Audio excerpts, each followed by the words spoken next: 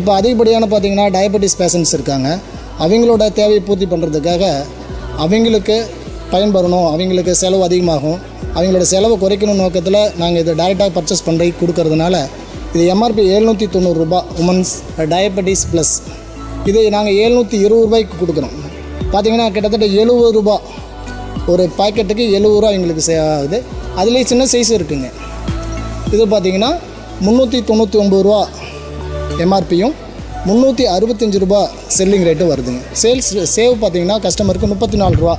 இந்த மாதிரி ஒவ்வொரு பொருளிலுமே எங்களுக்கு டைரக்ட் பர்ச்சேஸுங்கிறதுனால கஸ்டமருக்கு அதிகப்படியான சலுகைகள் எங்களால் கொடுக்க முடியுது.